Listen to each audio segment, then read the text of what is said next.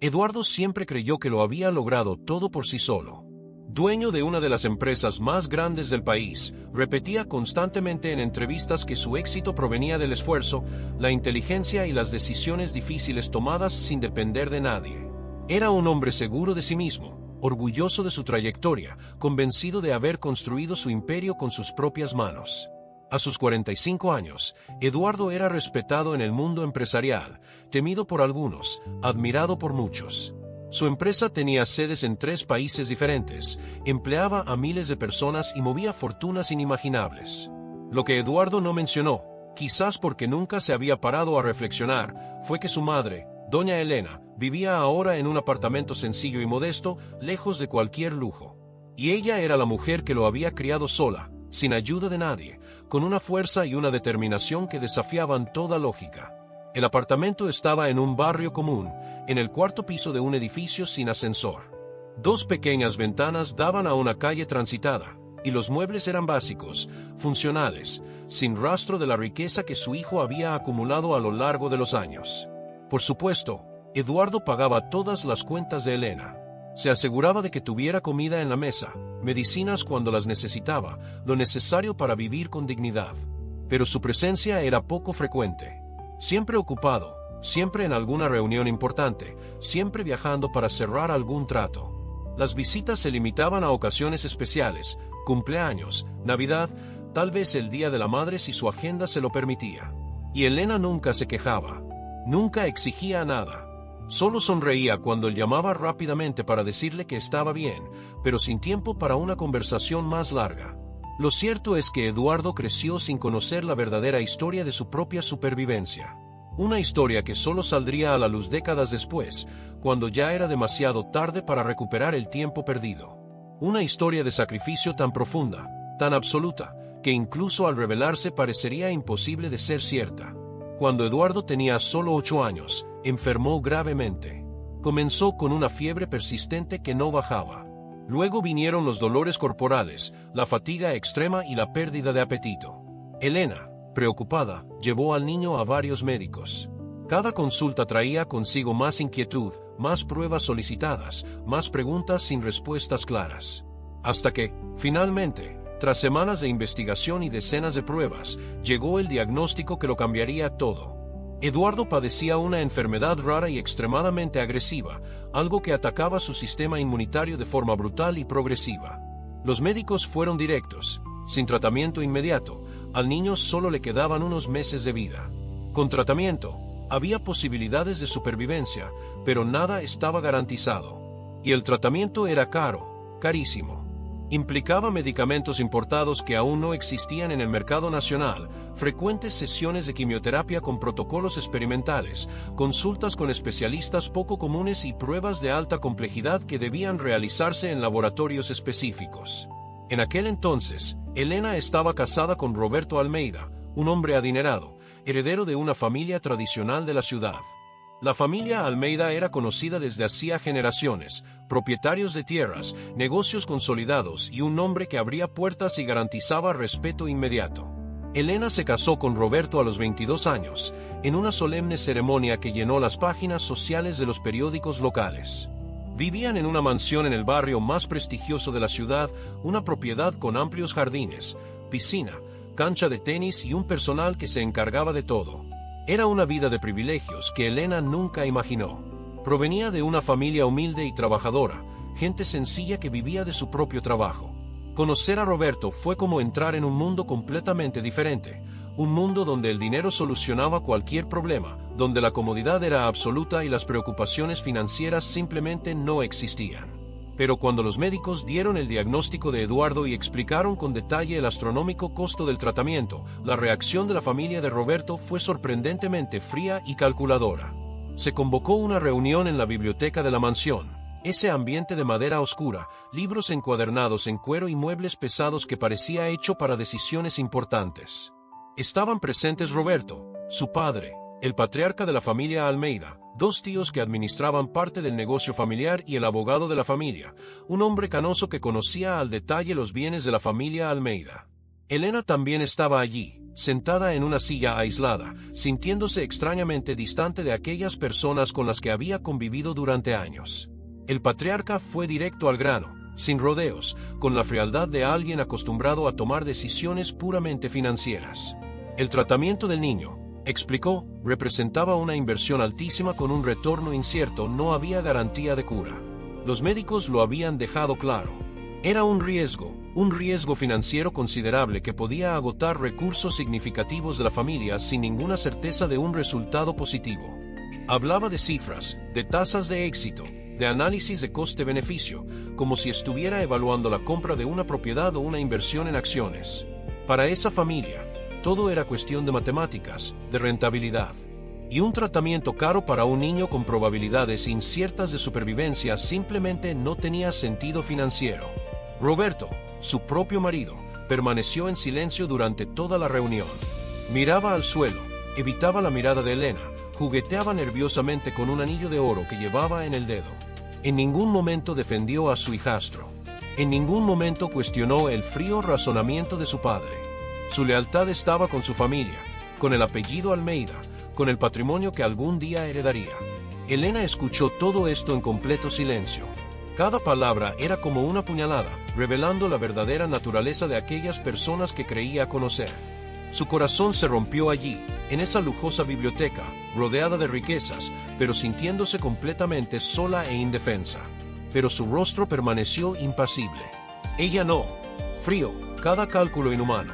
Cuando la reunión terminó y todos se levantaron para irse, Elena permaneció sentada unos minutos más, sola en ese ambiente opresivo. Y fue allí, en medio del pesado silencio de aquella biblioteca, que una decisión se formó en su mente. Una decisión clarísima e inquebrantable que cambiaría el curso de su vida para siempre. No necesitaba a esa familia. No necesitaba esa mansión. No necesitaba nada que el dinero de la familia Almeida pudiera comprar. Solo necesitaba una cosa, que su hijo viviera. Y si esa gente no estaba dispuesta a ayudar, entonces lo haría ella misma. Cueste lo que cueste. Cueste lo que cueste. Eduardo viviría, aunque eso significara renunciar a todo. Esa misma noche, sola en su habitación mientras Roberto dormía en la habitación de invitados, evitando cualquier confrontación, Elena hizo las maletas. Solo una maleta con ropa esencial, documentos importantes y algunas fotografías. Dejó atrás los vestidos caros, las joyas, los zapatos importados, todo lo que representaba esa vida de lujo. Al día siguiente, antes del amanecer, Elena despertó con cuidado a Eduardo. El niño estaba pálido y débil, pero sus ojos aún brillaban con esa inocencia infantil. Lo vistió, cogió su maleta y abandonó aquella mansión por última vez, sin mirar atrás. No hubo despedidas dramáticas ni enfrentamientos. Solo una mujer y su hijo, caminando por la avenida arbolada hacia la calle, hacia un futuro incierto. Horas después, Elena entró en el despacho de un abogado que le había recomendado un viejo amigo. Un abogado diferente al que atendía a la familia Almeida, alguien que pudiera representar sus intereses sin conflicto. Y allí, sentada en una silla sencilla en un despacho modesto, Elena firmó los papeles del divorcio. Pero no pidió nada a cambio. Absolutamente nada. El abogado intentó argumentar, explicando que tenía derecho a una parte considerable de los bienes de la pareja, lo que podría garantizarles una vida cómoda a ella y a su hijo. Elena escuchó con paciencia y luego fue categórica, no quería nada que pudiera retrasar el proceso. Cada día contaba. Eduardo necesitaba comenzar el tratamiento de inmediato, y cualquier disputa legal sobre la división de bienes podría llevar meses, quizás años. Así que se dio por vencida. Renunció a la casa donde vivía, a los bienes que le correspondían legalmente, a las joyas que había recibido a lo largo de los años, a la futura herencia que podría garantizarles el sustento a ella y a Eduardo. Firmó documento tras documento, cada uno representando una puerta que se cerraba, una posibilidad que se abandonaba. Y aceptó dejar esa vida con solo una maleta llena de ropa, cargando a su hijo en brazos y la ferviente esperanza de que sobreviviera. Con el divorcio finalizado en tiempo récord, Elena alquiló una pequeña habitación en una sencilla pensión. Era un espacio estrecho, con solo una cama, un armario viejo y una pequeña ventana que apenas dejaba entrar la luz. El baño lo compartía con otros residentes en el pasillo. Estaba lejos de la mansión Almeida, pero era suyo. Era un comienzo. Los años siguientes fueron los más difíciles de la vida de Elena. Necesitaba dinero, mucho dinero, y lo necesitaba rápido. El tratamiento de Eduardo no podía esperar. Así que Elena trabajaba como nunca antes, con una determinación que rozaba lo sobrehumano. Durante el día, limpiaba las casas de familias adineradas. Irónicamente, algunas de estas casas pertenecían a personas que frecuentaban su antigua mansión y la conocían como la esposa de Roberto Almeida. Al principio, fue vergonzoso. Algunos la reconocían y se mostraban visiblemente incómodos, sin saber cómo comportarse. Otros fingían no conocerla, tratándola como a una criada más. Elena se tragó su orgullo y continuó. Fregaba pisos, limpiaba baños, lavaba platos, planchaba ropa. Sus manos, antes suaves y cuidadas, se volvieron ásperas y callosas. Por la noche, después de un día entero de duro trabajo físico, cuando su cuerpo pedía descanso, Elena cosía. Aceptaba cualquier encargo, arreglos de ropa, arreglos de vestidos, confección de cortinas, bordado de toallas. Trabajaba hasta altas horas de la madrugada, bajo la tenue luz de una lámpara, mientras Eduardo dormía en la cama de al lado. Los ojos le ardían de cansancio, le dolía la columna por la postura encorvada sobre la vieja máquina de coser que había comprado de segunda mano, pero seguía adelante, puntada tras puntada, pieza tras pieza. Elena dormía solo 3 o 4 horas por noche. Se despertaba antes del amanecer, preparaba un café sencillo, llevaba a Eduardo al hospital los días de tratamiento y luego corría a sus tareas de limpieza. Comía poco, a menudo lo justo para tener energía para seguir trabajando. Perdió peso rápidamente, su cuerpo envejeció prematuramente, pero nunca se quejó, nunca mostró arrepentimiento. Cada centavo que ganaba lo administraba con cuidado, cuidadosamente guardado y destinado al tratamiento de Eduardo. Elena llevaba un cuaderno donde anotaba meticulosamente cada gasto, cada pago pendiente. Las sesiones de quimioterapia, los costosos medicamentos importados, los frecuentes análisis de sangre, las consultas con especialistas que cobraban cantidades astronómicas. Pagaba todo a tiempo, centavo a centavo, con el sudor de su frente. En los momentos más difíciles, cuando el dinero simplemente no alcanzaba y la desesperación llamaba a la puerta, Elena vendía lo que tenía. Un viejo anillo de bodas que había pertenecido a su abuela fue vendido para pagar una sesión de quimioterapia de emergencia. Un reloj de oro, el único objeto de valor que le había dejado su madre, fue cambiado por medicamentos. Una cadena de plata con un colgante que guardaba como recuerdo de su juventud se convirtió en dinero para análisis urgentes. Eduardo, a pesar de ser pequeño, percibía el esfuerzo de su madre. La veía llegar a casa agotada, arrastrando los pies, pero siempre con una sonrisa forzada. Intentaba ayudar en todo lo que podía. Hacía su cama, mantenía su habitación ordenada y no pedía juguetes ni dulces. Se había vuelto un niño demasiado serio para su edad, con un peso que ningún niño debería tener. El tratamiento fue largo y brutal. Durante 3 años, Eduardo soportó sesiones de quimioterapia que lo dejaron con náuseas y debilidad. Se le cayó el cabello, su rostro palideció. Su delgado cuerpo parecía aún más frágil. Hubo momentos en que los médicos pensaron que no funcionaría, que la enfermedad estaba ganando. Pero Elena nunca se rindió. Nunca permitió que la desesperación se apoderara de él. Hablaba con Eduardo todas las noches, le contaba historias, le prometía un futuro. Crecerás fuerte y sano, le decía, sosteniendo la pequeña mano de su hijo. Estudiarás, alcanzarás tus sueños, serás todo lo que quieras ser. Y yo estaré aquí, siempre, a tu lado. El niño creyó, porque creía en su madre más que en cualquier otra cosa en el mundo. Y entonces, finalmente, después de 3 años de arduo y doloroso tratamiento, los médicos le dieron la noticia que Elena anhelaba escuchar en cada oración, en cada pensamiento, en cada momento de agotamiento. Eduardo estaba curado. La enfermedad había sido derrotada. Las pruebas mostraron que ya no había señales de la enfermedad que casi lo arrebata. El niño creció, recuperó las fuerzas, sonrió y volvió a jugar como cualquier otro niño.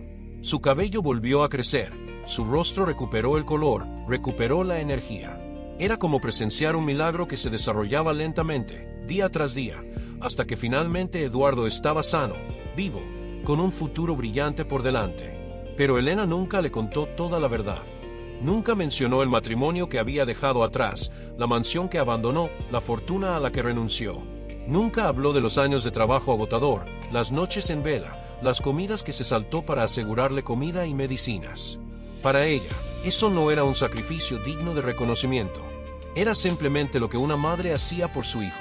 Era amor en su forma más pura e incondicional, sin esperar nada a cambio. Eduardo creció creyendo que su madre siempre había vivido con sencillez, que solo era una costurera y limpiadora que trabajaba duro para mantener a su familia. No recordaba la mansión porque era demasiado joven cuando se fueron. Los recuerdos de aquella época se habían desvanecido, reemplazados por recuerdos de la pequeña habitación de la pensión, el esfuerzo diario, la lucha constante. Con el tiempo, Eduardo se convirtió en un adolescente dedicado a sus estudios. Era extremadamente inteligente, diligente y decidido a triunfar en la vida. Presenció el sacrificio diario de su madre y se prometió a sí mismo que algún día cambiaría su situación. Estudió con ahínco, obtuvo una beca para una buena universidad y se graduó con honores en administración de empresas. Fue durante la universidad que Eduardo descubrió su talento para los negocios. Tenía una aguda visión estratégica, la capacidad de identificar oportunidades donde otros solo veían problemas y una determinación inquebrantable para alcanzar sus metas. Empezó a trabajar en empresas consolidadas, ascendiendo rápidamente y aprendiendo todos los aspectos del mundo corporativo. A los 28 años, con una combinación de rigurosos ahorros personales, un préstamo bancario audaz y una idea innovadora, Eduardo fundó su propia empresa. Los primeros años fueron difíciles, llenos de desafíos y casi quiebras, pero perseveró. Trabajaba 16 horas al día, asumía todos los riesgos y tomaba decisiones difíciles sin dudarlo. Y la empresa creció. Se expandió a nuevos mercados, desarrolló productos innovadores y superó a la competencia. Eduardo se hizo conocido en el mundo empresarial como un visionario, alguien que convertía ideas en fortunas. A los 40 años, su empresa era una de las más grandes del país, con operaciones internacionales e ingresos que superaban los miles de millones. Durante este ascenso, Eduardo se aseguró de que su madre nunca más pasara hambre. Le compró el sencillo apartamento donde vivían, pagó todas sus cuentas y le garantizó comodidad. Pero, curiosamente, Elena rechazaba cualquier lujo excesivo. No quería una mansión, no quería coches importados, no quería joyas ni ropa cara. Decía que su vida sencilla le bastaba, que ya tenía todo lo que necesitaba. Eduardo interpretó esto como humildad, como una característica de su madre que admiraba. Nunca se preguntó más profundamente por qué. Nunca se detuvo a pensar que quizás allí había una historia más grande, un pasado que desconocía. Mientras tanto, se alejaba cada vez más. No intencionalmente, no por falta de amor, sino simplemente porque la vida se lo llevaba. Siempre había una reunión importante, un viaje de negocios urgente, un proyecto que exigía toda su atención. Las visitas a su madre se volvieron más espaciadas, más cortas, más formales. Elena nunca exigió su presencia. Nunca se quejó de la soledad. Solo sonreía cuando la llamaba brevemente, le preguntaba cómo estaba y le decía que todo estaba bien, incluso cuando estaba enferma o se sentía sola. Había aprendido hacía mucho tiempo a llevar sus cargas sola, a no ser una carga para nadie, especialmente para el hijo que tanto había luchado por salvar. Así transcurrieron las décadas, en una rutina distante y automática. Eduardo con él construía su imperio mientras Elena vivía tranquilamente en su sencillo apartamento, rodeada de recuerdos y fotografías de su hijo, al que rara vez veía. No guardaba rencor. Veía reportajes sobre Eduardo en la televisión, leía sobre sus logros en los periódicos y se sentía orgullosa. Su sacrificio había valido la pena. Estaba vivo, sano y exitoso. Era todo lo que ella siempre había deseado. Hasta que, una fría noche de invierno, cuando Elena tenía 72 años y Eduardo 45, todo cambió. Amanecía cuando sonó el teléfono de Eduardo. Estaba en un hotel de 5 estrellas en otra ciudad, preparándose para una importante presentación a la mañana siguiente. El número desconocido en la pantalla casi lo hizo ignorar la llamada, pero algo lo impulsó a contestar. Era del Hospital São Lucas. La voz al otro lado de la línea era profesional, pero transmitía urgencia. La señora Elena había sido traída en ambulancia unas horas antes. Se había desmayado en casa, y un vecino, preocupado por su ausencia, había derribado la puerta y la había encontrado inconsciente. Ahora estaba en la UCI y era urgente que los familiares acudieran allí. Eduardo sintió una opresión en el corazón que no había sentido en años. De repente, la presentación del día siguiente, el acuerdo millonario, todo parecía completamente irrelevante. Canceló todas sus citas sin dudarlo, tomó el primer vuelo de regreso y condujo a toda velocidad desde el aeropuerto directo al hospital. Al llegar en plena noche, encontró el hospital con su característico ritmo nocturno. Pasillos con luces fluorescentes excesivamente blancas, pasos apresurados de enfermeras, ese olor único a desinfectante mezclado con algo indefinible que todos los hospitales parecen tener. Eduardo se identificó en recepción y lo dirigieron a la UCI en el cuarto piso. Allí, a través del cristal, vio a su madre. Elena yacía en una cama de hospital, rodeada de monitores y equipo médico. Parecía tan pequeña, tan frágil, conectada a tubos y cables que monitoreaban cada latido de su corazón, cada respiración. Su rostro estaba pálido, envejecido de una manera que Eduardo no había notado en sus breves visitas. ¿Cuándo se había vuelto tan vieja? ¿Cuándo se le había vuelto completamente blanco el pelo? ¿Cuándo se habían vuelto sus manos tan delgadas y frágiles? Una amable enfermera le permitió entrar unos minutos. Eduardo se acercó a la cama, sujetando con cuidado la mano de Elena, sintiendo la fragilidad de esa piel fina, las venas prominentes, los dedos que antaño habían trabajado tanto. Ella dormía, sedada, respirando con dificultad incluso con oxígeno. Eduardo se sentó en la silla junto a la cama. Por primera vez en mucho tiempo, se permitió mirar de verdad a su madre. No una mirada rápida durante una visita apresurada, sino una mirada profunda, observando cada detalle. Las profundas arrugas alrededor de sus ojos, las líneas de expresión que contaban historias de una vida vivida, las manos callosas que descansaban sobre la sábana blanca del hospital. Se quedó allí durante horas, simplemente sujetando su mano, escuchando el ritmo constante de los monitores, inmerso en pensamientos sobre el tiempo transcurrido, sobre las oportunidades perdidas, sobre las conversaciones que nunca tuvieron. Una profunda culpa comenzó a formarse en su pecho, un doloroso arrepentimiento por todas las veces que dijo que estaba demasiado ocupado, por todas las llamadas apresuradas, por todos los almuerzos dominicales que canceló. Al amanecer, el médico de cabecera finalmente apareció. Era un hombre de mediana edad, de cabello canoso y una expresión que combinaba competencia profesional con genuina compasión. El doctor Enrique Méndez, según la etiqueta de su bata blanca. Saludó a Eduardo, revisó los análisis de Elena en una tableta y luego hizo algunos comentarios sobre su estado de salud actual. La situación era estable, pero preocupante. Elena había sufrido un episodio cardíaco, probablemente causado por años de exceso de trabajo y estrés acumulado. Su corazón estaba débil, su cuerpo mostraba signos de desgaste prematuro. Necesitaría reposo absoluto, medicación continua y un control riguroso. El médico habló en términos técnicos, explicando procedimientos y pronósticos, mientras Eduardo escuchaba con creciente preocupación. Y entonces, mientras revisaba la historia clínica en la tableta, el doctor Enrique hizo un comentario casual que acabaría cambiándolo todo. La señora Elena es una mujer extraordinaria, dijo, sin dejar de mirar la pantalla. ¿Sabe? Estaba revisando su historial médico aquí en el sistema, realizando una evaluación completa como hacemos con todos los pacientes de la UCI, y encontré algunos registros antiguos muy interesantes. Su historial en este hospital se remonta a décadas atrás. Su hijo está aquí hoy gracias a lo que ella hizo en el pasado. Fue uno de los casos más admirables que he visto en toda mi carrera médica. Eduardo frunció el ceño, confundido. El comentario parecía fortuito, desconectado de la situación actual. ¿Qué quiere decir? ¿De qué está hablando exactamente? El médico se dio cuenta de que había tocado un tema delicado. Miró a Eduardo con expresión intrigada y dudó un momento, dándose cuenta de que tal vez estaba revelando algo que debería ser obvio, pero que claramente no lo era. Decidió continuar. Su curiosidad médica superó la cautela. ¿No lo sabes? El tratamiento que te salvó la vida de niño fue financiado íntegramente por tu madre. Todo está registrado aquí, en los archivos digitalizados del hospital. Ella hizo una serie de donaciones y pagos que cubrieron todos los costos de tu tratamiento. En aquel entonces, y hablo de hace más de 30 años, era un tratamiento extremadamente caro y complejo. Muy pocas familias en el país podían permitirse algo así. Eduardo sintió como si el suelo hubiera desaparecido literalmente bajo sus pies. Se le revolvió el estómago.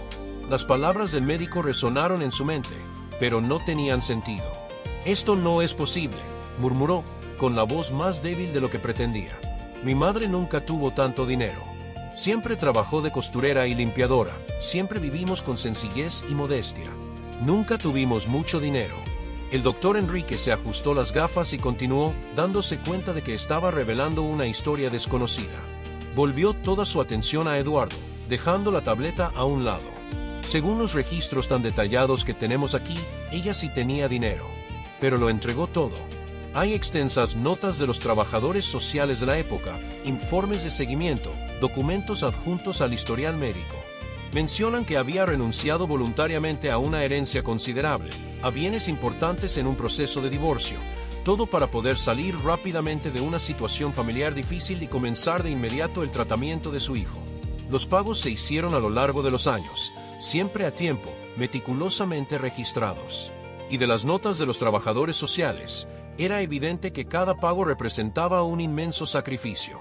Tenía varios trabajos, llegaba a las citas visiblemente agotada, pero nunca, jamás, dejaba de pagar. Eduardo pidió ver los documentos con voz temblorosa. El médico dudó solo un instante antes de comprender que este hombre tenía todo el derecho a conocer su propia historia. Llevó a Eduardo a un archivo donde se podía acceder a los registros antiguos, ya digitalizados. Con manos temblorosas, Eduardo comenzó a hojear los archivos en la pantalla del ordenador. Todo estaba allí. Una historia completa que desconocía, registrada en formularios médicos, recibos de pago e informes de trabajadores sociales. Cada documento era una pieza de un rompecabezas que revelaba la verdad que Elena había guardado durante décadas. Había recibos de pago fechados y firmados por Elena, que documentaban cada centavo invertido en el tratamiento. Notas médicas detalladas que describían las sesiones de quimioterapia, los medicamentos administrados y los protocolos seguidos. Informes de los trabajadores sociales que siguieron el caso, que describían a una madre dedicada que trabajó incansablemente para asegurar el tratamiento de su hijo. Una nota en particular llamó la atención de Eduardo. Era de una trabajadora social llamada Marcia, fechada hace más de 30 años. La nota decía: mi madre llegó hoy visiblemente agotada, con claros signos de falta de sueño. Dijo que trabajaba en 3 empleos diferentes para mantenerse al día con los pagos. A pesar de las evidentes dificultades económicas, demuestra una determinación inquebrantable. Cuando le ofrecí ayuda social, se negó cortésmente, diciendo que tenía que hacerlo sola, que era su responsabilidad. Nunca había visto tanta dedicación maternal. El niño tiene muchísima suerte de tener una madre así. Otra nota, de unos meses después, Elena llegó hoy llorando. Confesó que no estaba segura de poder pagar la siguiente sesión de quimioterapia. Los costos de los nuevos medicamentos importados son muy altos. Hablamos largo y tendido. Mencionó que estaba considerando vender su anillo de bodas, uno de los últimos objetos de valor que aún poseía. Intenté disuadirla, pero se mantuvo firme, haría lo que fuera necesario. Informé al Departamento de Finanzas sobre la situación. Accedieron a dar un plazo adicional, pero la deuda sigue creciendo. Y una más, meses después, Elena llegó hoy con el pago total para las próximas 3 sesiones. Le pregunté cómo lo había logrado. Sonrió con lágrimas en los ojos y dijo que finalmente había logrado vender algunos objetos personales que guardaba. No quiso entrar en detalles. El niño está respondiendo bien al tratamiento. Hay una esperanza real de cura. Esta mujer merece que todo salga bien. Eduardo leyó informe tras informe, cada uno revelando un poco más de la historia. Descubrió que Elena había estado casada con Roberto Almeida, un nombre que reconoció vagamente de las páginas de negocios de los periódicos. Descubrió que había vivido en una mansión en el barrio más prestigioso de la ciudad. Descubrió que lo había dejado todo en un divorcio rápido, sin pedir ni un céntimo, solo para salir pronto y comenzar su tratamiento. Incluso había fotografías antiguas adjuntas al expediente, tomadas por el personal del hospital como parte de la documentación del caso. En una de ellas, Eduardo se veía a sí mismo como un niño de 8 años, delgado y pálido, sentado en una silla de hospital con una sonrisa tímida. A su lado, Elena, visiblemente más joven, pero ya con profundas marcas de agotamiento en el rostro, le sostenía la mano. Pero lo que más llamó la atención de Eduardo fueron las manos de su madre en esa foto. Ya eran ásperas, callosas, las manos de alguien que trabajaba duro. Eduardo pasó más de 1 hora en esa sala de archivos, leyendo cada documento, absorbiendo cada detalle de una historia que era suya, pero de la que era completamente inconsciente. Cada página revelaba un sacrificio mayor, una dedicación más profunda, un amor más incondicional del que jamás hubiera imaginado. Cuando finalmente salió de esa habitación, Eduardo se tambaleó hasta una silla en el pasillo y simplemente se desplomó. Allí, en aquel frío pasillo de hospital, rodeado de desconocidos con prisa, médicos haciendo sus rondas, pacientes transportados en camillas, lloró como nunca antes en su vida adulta. Lloró por el niño que había sido, inconsciente del monumental sacrificio que hacía a diario. Lloró por la madre que trabajaba hasta el agotamiento físico en absoluto silencio, sin quejarse jamás, sin pedir reconocimiento. Lloró por los años en que, con arrogancia, se consideró un hombre hecho a sí mismo, un hombre que había triunfado solo, ignorando por completo que su propia existencia había sido literalmente comprada con el sacrificio de Elena. Lloró por las visitas que no hizo a lo largo de los años, por las llamadas apresuradas de 2 minutos, por la ingratitud disfrazada de éxito profesional. Lloró por cada vez que le dijo que estaba demasiado ocupado para almorzar con ella, por cada cumpleaños que pasó trabajando, por cada domingo que eligió una reunión de negocios en lugar de su compañía. Lloró porque se dio cuenta, demasiado tarde, de que había pasado décadas construyendo un imperio financiero mientras descuidaba a la única persona que literalmente lo había sacrificado todo para que él pudiera simplemente estar vivo. Cada lágrima cargaba con el peso de años de ausencia, de oportunidades perdidas, de amores dados por sentados. La gente pasaba a su lado en el pasillo, algunos lo miraban con curiosidad o preocupación, pero nadie intervino. Un hombre bien vestido, claramente adinerado, llorando solo en el pasillo de un hospital era una escena que, por inusual que fuera, todos respetaban desde la distancia. Cuando finalmente logró recomponerse, sus ojos, rojo e hinchado, con el rostro surcado por las lágrimas, Eduardo regresó a la UCI. Ahora había otra enfermera, revisando los monitores de Elena. Lo miró con compasión profesional, acostumbrada a ver a familiares en estados emocionales intensos. Elena se había despertado. Tenía los ojos abiertos, aún débil, pero consciente. Al ver a Eduardo, una pequeña sonrisa se dibujó en sus pálidos labios, esa misma sonrisa maternal que siempre había conocido, la sonrisa que decía que todo estaría bien, que ella estaba allí, que no tenía por qué preocuparse. Eduardo le pidió a la enfermera un momento a solas. Ella accedió amablemente y se fue, cerrando la puerta de cristal tras ella, dándoles privacidad dentro de las limitaciones de una UCI. Se acercó lentamente, como si temiera romper algo preciado, y se arrodilló junto a la cama, poniendo su rostro a la altura de Elena. Sostuvo las manos callosas de su madre entre las suyas, manos que ahora cobraban un significado completamente nuevo. No eran solo las manos de una costurera y una limpiadora. Estas eran las manos que lo habían sostenido con fuerza cuando era un niño enfermo. Estas eran las manos que habían trabajado incansablemente, día tras día, noche tras noche, para que pudiera vivir. Fueron las manos que habían cosido, limpiado, restregado, hecho todo lo necesario para asegurar cada centavo del tratamiento lo que lo salvó. Mamá, su voz salió entrecortada, rota, apenas capaz de formar las palabras a través del nudo en su garganta. Acabo de leer el historial del hospital. Lo vi todo. Vi lo que hiciste. ¿Por qué nunca me lo dijiste? ¿Por qué nunca dijiste nada sobre lo que renunciaste por mí? ¿Sobre la vida que tuviste? ¿Sobre el sacrificio que hiciste? Elena miró a su hijo con esa mirada profunda que solo poseen las madres, una mirada que ve más allá de las palabras, que lo entiende todo sin necesidad de explicaciones. Sus ojos brillaban con lágrimas contenidas, pero su voz, aunque débil, salió firme y serena, cargada de una verdad simple y absoluta. Porque una madre no hace sacrificios esperando reconocimiento, hijo mío. Una madre lo hace por amor. Y el verdadero amor no pide nada a cambio, no guarda un registro de favores, no espera gratitud. Estabas enfermo, necesitabas ayuda, y yo tenía la capacidad de hacer algo al respecto. Así de simple. Lo haría todo de nuevo, 1000 veces, 10.000 veces, sin dudarlo ni un segundo. Verte vivo, creciendo, triunfando, eso siempre ha sido suficiente recompensa para mí. Las lágrimas que Eduardo había logrado contener regresaron con fuerza. Bajó la cabeza y lloró en las manos de su madre, sintiendo cómo le acariciaba el pelo con ternura como cuando era pequeño, cuando tenía pesadillas, cuando tenía miedo. Ese simple gesto, tan familiar, tan reconfortante, ahora albergaba décadas de amor silencioso, de sacrificio no reconocido, de dedicación absoluta. Se quedaron así durante largos minutos, madre e hijo reconectando de una manera que nunca antes habían podido, a través de la verdad finalmente revelada, a través del ansiado reconocimiento de un amor que siempre había estado ahí, pero que solo ahora comprendía plenamente en toda su profundidad. Cuando Eduardo finalmente se apartó, se secó la cara y volvió a mirar a Elena, con los ojos aún brillantes de emoción. «Te lo prometo, mamá», dijo con voz firme y llena de determinación. «Te prometo que pasaré el resto de mi vida intentando honrar lo que hiciste por mí.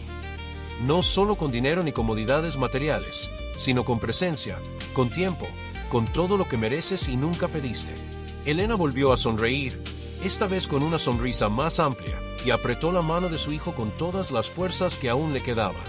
«Solo quiero que seas feliz, Eduardo. Feliz y consciente de que la vida no se trata solo de trabajo y logros materiales. Se trata de las personas que amamos, del tiempo que pasamos con ellas, de los recuerdos que creamos juntos. Si has aprendido eso, entonces todo ha valido la pena». En ese momento, allí en la UCI, bajo la fría luz del equipo médico y el sonido constante de los monitores, Eduardo tomó varias decisiones fundamentales que cambiarían por completo el curso de su vida. En los días siguientes, mientras Elena se recuperaba gradualmente en el hospital, Eduardo comenzó a actuar. Su primera decisión fue personal e inmediata, reestructuró por completo su agenda y sus prioridades. Delegó gran parte de sus responsabilidades corporativas en ejecutivos de confianza, personas competentes que había contratado a lo largo de los años, pero en quienes siempre le había costado confiar plenamente. Se dio cuenta, con dolorosa claridad, de que su necesidad de controlarlo todo personalmente no provenía de una necesidad genuina, sino de su ego. Su empresa era sólida, su equipo, capaz. No necesitaba estar presente en todas las reuniones, no necesitaba aprobar todas las decisiones. Podía confiar en los demás y tener una vida más allá del trabajo. Redujo su carga de trabajo a la mitad. Estableció límites claros, nada de reuniones los fines de semana, nada de trabajo después de las 6 de la tarde, salvo en verdaderas emergencias, y una semana al mes completamente libre de compromisos profesionales. Sus colegas y competidores lo consideraban una locura, un suicidio profesional. Pero a Eduardo no le importó. Su segunda decisión fue simbólica, pero profundamente significativa. Contrató a un investigador privado para localizar la antigua mansión Almeida donde había vivido Elena. Descubrió que la propiedad seguía perteneciendo a la familia, aunque solo se usaba ocasionalmente. Eduardo hizo una oferta generosa, por encima del valor de mercado, imposible de rechazar. Roberto Almeida, ya anciano y amargado, aceptó rápidamente la propuesta, feliz de convertir esa propiedad en dinero. Irónicamente, el hijastro, a quien su familia había considerado una mala inversión décadas atrás, ahora estaba recomprando, por una fortuna, la casa que Elena había perdido por su culpa. Pero Eduardo no compró la mansión para vivir en ella, ni para dársela a Elena como compensación material. Tenía un plan mucho más ambicioso: transformar esa inmensa propiedad en un hogar de apoyo para madres vulnerables. Tenían dificultades para cuidar a niños gravemente enfermos. Renovó por completo el espacio, creando cómodos apartamentos individuales donde familias enteras podían vivir temporalmente, cerca de los hospitales donde sus hijos recibían tratamiento. Instaló una cocina comunitaria, áreas comunes y espacios recreativos para niños. Contrató a trabajadores sociales, psicólogos, nutricionistas, un equipo completo dedicado a apoyar a estas familias no solo económicamente, sino también emocionalmente. La inauguración de la Elena, como se le llamó, tuvo lugar 6 meses después, cuando Elena ya estaba completamente recuperada. Lloró al ver esa mansión, tantos años después, transformada en un símbolo de esperanza para otras madres que enfrentaban batallas similares a la que ella había enfrentado décadas atrás. Pero la mayor creación de Eduardo fue el Instituto Elena, una organización sin fines de lucro dedicada específicamente a ayudar a niños con enfermedades raras y a sus familias. El instituto no solo proporcionó recursos financieros directos para tratamientos médicos costosos, sino que creó una red de apoyo integral.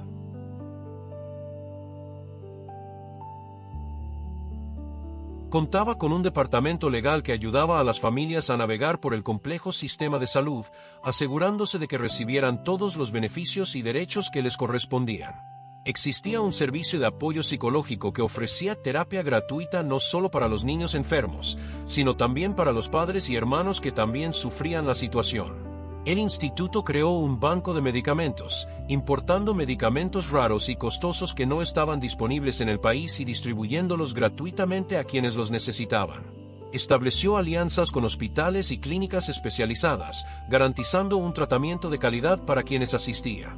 Creó un programa de becas para hermanos de niños enfermos, reconociendo que estos niños a menudo veían sus vidas descuidadas durante los tratamientos médicos prolongados. Eduardo invirtió no solo dinero, sino también su propio tiempo y energía en el instituto. Comenzó a frecuentar las instalaciones con regularidad, hablando con las familias, escuchando sus historias, comprendiendo sus dificultades. Cada conversación le recordaba su propia historia, lo que Elena había enfrentado sola, y reforzaba su determinación de asegurar que otras familias no tuvieran que pasar por lo mismo. En un año, el Instituto Elena ya había ayudado a más de 200 familias. En 2 años, esa cifra superó los 1000. La organización obtuvo reconocimiento nacional, premios filantrópicos y elogios de las autoridades sanitarias. Pero para Eduardo, la verdadera medida del éxito fueron las cartas y mensajes que recibió de padres agradecidos, de niños que sobrevivieron gracias al apoyo recibido. Pero sobre todas las instituciones creadas y todo el dinero invertido en causas nobles, el mayor cambio fue profundamente personal e interno. Eduardo transformó por completo su forma de vivir y de relacionarse con su madre. Empezó a visitar a Elena no esporádicamente, sino con regularidad. No eran visitas breves y protocolarias, sino encuentros auténticos, largos y significativos. Empezaron a almorzar juntos todos los miércoles, sin excepción. Eduardo bloqueó ese momento en su agenda como el compromiso más importante de la semana, intocable, innegociable. En esos almuerzos, conversaban de verdad. Eduardo le preguntaba sobre la vida de Elena, sobre sus recuerdos, sobre historias del pasado que nunca había tenido la paciencia de escuchar. Descubrió tanto sobre su madre que desconocía. Sus sueños de juventud, cómo conoció a su padre biológico, quien falleció antes de nacer, las dificultades que enfrentó mucho antes de que Eduardo enfermara. Elena, a su vez, habló de los años difíciles que Eduardo no recordaba. Habló de las madrugadas cosiendo, de las casas que limpiaba, de los momentos en los que pensó que no podía más, pero encontró la fuerza para continuar. Habló sin amargura, sin buscar compasión, simplemente compartiendo su historia con alguien que finalmente estaba listo para escucharla de verdad. Eduardo también comenzó a llevarla a lugares a los que nunca había podido ir. Fueron a la playa, algo con lo que Elena siempre había soñado, pero para lo que nunca tuvo los recursos ni el tiempo. Juntos, vieron el océano al amanecer por primera vez, sentados uno junto al otro en la arena, en silencio, simplemente apreciando ese momento simple pero precioso. Fueron al teatro a ver obras clásicas que Elena mencionó que le gustaban, pero que nunca había visto en vivo. Visitaron museos, pasearon por parques y cenaron en restaurantes que siempre había querido probar, pero que consideraba demasiado caros. Eduardo no lo hizo por ostentación ni como compensación. Lo hizo porque realmente quería estar a su lado, crear nuevos recuerdos y disfrutar del tiempo que aún les quedaba. También cambió profundamente la forma en que dirigía su empresa y trataba a las personas que lo rodeaban. Se convirtió en un líder más humano, más empático y más atento a las dificultades personales de sus empleados. Implementó políticas progresistas en su empresa que reflejaban lo que había aprendido. Creó una licencia parental extendida, mucho más allá del mínimo legal, para que los padres y las madres pudieran estar presentes en los momentos cruciales de la vida de sus hijos. Estableció un programa de salud ampliado que cubría no solo a los empleados, sino a toda su familia, incluyendo tratamientos para enfermedades raras y medicamentos de alto costo. Implementó un fondo de emergencia para empleados que enfrentaban crisis personales, como enfermedades familiares o situaciones financieras inesperadas. Creó un servicio gratuito de asesoramiento y apoyo psicológico para todos los empleados. Cambió la cultura corporativa para valorar la conciliación de la vida laboral y personal, animando activamente a sus ejecutivos a pasar tiempo con sus familias. Algunos analistas de mercado criticaron estas medidas por ser demasiado generosas, argumentando que reducirían la rentabilidad. Eduardo simplemente respondió que algunas cosas eran más importantes que la máxima ganancia. Sorprendentemente, la productividad de la empresa aumentó. Empleados más felices y menos estresados, con el apoyo genuino de la empresa, trabajaban con más dedicación y creatividad. En las entrevistas, cuando los periodistas le preguntaban por el secreto de su éxito, Eduardo ya no hablaba de estrategias comerciales, decisiones audaces ni inteligencia de mercado. Hablaba de Elena, del sacrificio que hizo, de cómo su verdadero valor nunca fue la fortuna acumulada, sino el amor incondicional que recibió. Contó su historia abiertamente, sin pudor ni vergüenza. Habló de ser un millonario que casi perdió lo más importante por estar demasiado centrado en ganar dinero. De descubrir la verdad sobre su propia vida demasiado tarde. De cómo cada minuto que pasaba con su madre ahora valía más que cualquier trato multimillonario que pudiera cerrar. Sus entrevistas se viralizaron y conmovieron profundamente a la gente. Hombres y mujeres exitosos comenzaron a contactarlo, compartiendo sus propias historias de padres desatendidos, sacrificios parentales no reconocidos y arrepentimientos similares. Eduardo respondió a cada mensaje personalmente, animándolos a no cometer el mismo error y a valorar a sus familias mientras aún tuvieran tiempo. Escribió un libro sobre su experiencia, titulado La verdadera herencia. No era un libro superficial de autoayuda ni de consejos empresariales. Era una narración honesta y directa. Sobre su trayectoria personal, sobre el orgullo, la ceguera, la redención y el amor familiar. Todas las ganancias del libro se destinaron al Instituto Elena. El libro se convirtió en un éxito de ventas inesperado, no porque ofreciera fórmulas fáciles para el éxito, sino porque abordaba un tema universal: el miedo a perder a quienes amamos, el arrepentimiento de no dedicarles el tiempo y la atención que merecen mientras aún estamos juntos. 3 años después de aquella noche en el hospital, Eduardo y Elena estaban sentados juntos en el jardín del hogar Elena, en una soleada tarde de primavera. El lugar estaba lleno de vida, niños jugando bajo la supervisión de sus cuidadores, madres charlando en las zonas comunes, el sonido de risas y conversaciones llenando el aire. Elena, ahora de 75 años, pero mucho más sana gracias a los cuidados constantes y a la reducción del estrés en su vida, observaba todo con una sonrisa serena. Eduardo estaba a su lado, sin revisar correos en su teléfono ni pensar en la próxima reunión, sino simplemente presente, allí, en ese momento. «Mamá», dijo en voz baja, tomándole la mano. «Pasé toda mi vida pensando que había triunfado solo, que mi éxito era solo mío, fruto exclusivo de mi esfuerzo e inteligencia. Pero ahora entiendo que cada paso que di, cada logro que alcancé, cada momento de éxito que celebré, solo fue posible porque renunciaste a tus propios pasos, a tus propios logros, a tu propia vida cómoda. No construí mi fortuna solo. La construí sobre los cimientos inquebrantables que creaste con tu sacrificio silencioso». Elena estrechó la mano de su hijo con fuerza, apretándola con el cariño acumulado durante décadas. «Y lo volvería a hacer todo», dijo, con los ojos brillantes de emoción y amor. «Porque verte vivo, sano, feliz, y ahora también sabio y generoso, eso siempre ha valido más que cualquier mansión, cualquier fortuna, cualquier comodidad que pudiera haber tenido. Eres y siempre serás mi mayor riqueza, Eduardo, el mayor tesoro que podría tener. Y ver en el hombre en el que te has convertido, no solo en el empresario exitoso, sino en el ser humano compasivo y presente, me llena de un orgullo indescriptible». En ese momento, bajo la luz dorada del sol de la tarde, rodeado del tangible resultado del amor transformado en acción, Eduardo finalmente comprendió la verdad más profunda y fundamental de su existencia, una verdad que debería haber sido obvia, pero que tardó décadas en comprender. El mayor valor de su vida nunca se construyó en salas de juntas con poderosos ejecutivos, en negociaciones multimillonarias que transformaron el mercado, en inversiones estratégicas que multiplicaron fortunas ni en logros profesionales que impresionaron al mundo. Se construyó en las manos endurecidas de una madre que cosía sola por la noche bajo la tenue luz mientras su hijo dormía. Se construyó en las mañanas imposibles en las que Elena se despertaba antes del amanecer, agotada hasta los huesos, pero aún así se levantaba para limpiar casas y asegurarse otro día de tratamiento.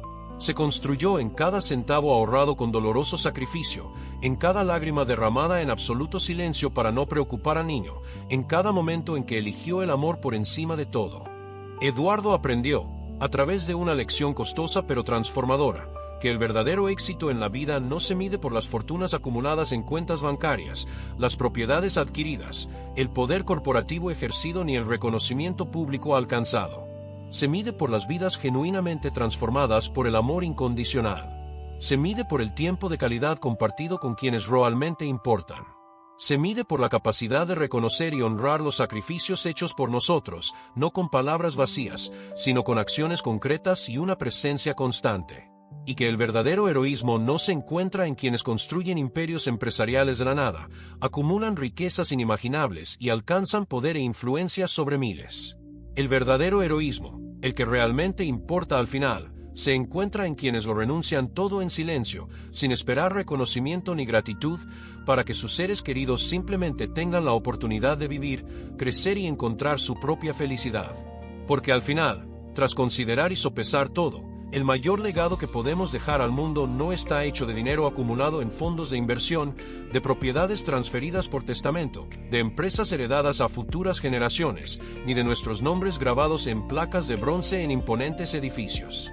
El mayor legado está hecho de amor incondicional entregado libremente, de sacrificios hechos sin dudar cuando quienes amamos nos necesitan, de presencia constante en los momentos que realmente importan, de tiempo invertido en crear recuerdos preciosos y de la absoluta certeza que quedó en sus corazones de que alguien los amó tanto, tan profunda y completamente, que fueron capaces de renunciar a su propia vida, el futuro, sus propias ambiciones, su propia comodidad, para darles una verdadera oportunidad de tener las suyas.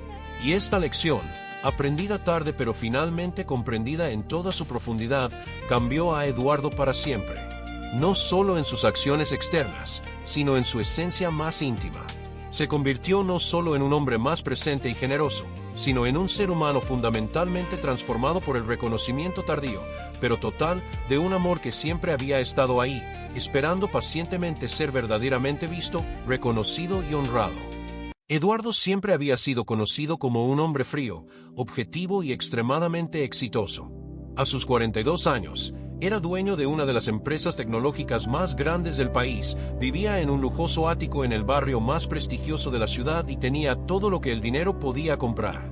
Autos importados, relojes que costaban más que apartamentos, cuadros de artistas de renombre decorando cada pared. Todo, menos el tiempo. La trayectoria de Eduardo hasta ese momento había sido impresionante. Hijo de una familia sencilla, creció viendo a su madre trabajar incansablemente como costurera durante el día y limpiador por la noche. Su padre, un hombre amable pero de salud frágil, hacía trabajos esporádicos como electricista cuando podía. Vivían en un barrio obrero, en una pequeña casa donde el techo goteaba cuando llovía a cántaros. Pero doña Elena siempre decía, la educación es la única herencia que podemos darte, hijo mío. Estudia y tendrás la vida que nosotros nunca tuvimos. Eduardo se tomaba esas palabras en serio. Estudió como pocos, pasaba noches en vela con libros prestados de la biblioteca y rechazaba fiestas y entretenimientos para dedicarse a sus estudios. Obtuvo una beca completa para una universidad privada, se graduó con honores en ingeniería informática y, a los 25 años, fundó su primera startup con 2 compañeros de universidad. La empresa creció exponencialmente. En 10 años, Eduardo se había convertido en un referente del mercado tecnológico, acumulando una fortuna que jamás imaginó posible. Pero el éxito tuvo un precio. Su padre falleció de un infarto repentino hace 7 años, justo cuando la empresa estaba en plena expansión. Eduardo estaba cerrando un importante acuerdo en Sao Paulo cuando recibió la llamada. Llegó demasiado tarde al hospital. No pudo despedirse. Esa culpa permaneció guardada en lo más profundo de su ser, y poco a poco, también comenzó a distanciarse de su madre. Las llamadas se volvieron escasas, las visitas casi inexistentes. Siempre que ella pedía verlo, Eduardo respondía con la misma frase automática, luego, mamá, estoy muy ocupado. Y doña Elena, siempre comprensiva, siempre paciente, decía, no te preocupes, hijo, te entiendo. Tienes cosas importantes que hacer. Lo que él no sabía era que después, le costaría demasiado. La señora Elena había sido desahuciada meses antes. El pequeño apartamento que alquilaba en el barrio donde siempre había vivido había sido vendido por el propietario, y el nuevo propietario triplicó el alquiler de la noche a la mañana. Intentó negociar, le explicó su situación, pero fue inútil. Su pensión de $1,200 apenas cubría los medicamentos para la hipertensión, la diabetes y la artritis. No había manera de que pudiera pagar $2,500 de alquiler. Pensó en llamar a Eduardo. Cogió el teléfono varias veces, marcó casi hasta el final, pero siempre colgaba antes de terminar la llamada. ¿Cómo podía interrumpir su vida con sus problemas? Siempre estaba tan ocupado, siempre viajando, siempre en reuniones importantes. Vio sus fotos en las redes sociales que una vecina le mostró en su celular. Eduardo en eventos empresariales, Eduardo recibiendo premios, Eduardo junto a personas importantes. ¿Cómo podía convertirse en una carga ahora? La señora Elena tuvo que tomar decisiones dolorosas. Vendió casi todo lo que tenía: el viejo televisor, el armario de madera que había pertenecido a su madre, las buenas ollas y sartenes, incluso las sencillas joyas que apreciaba.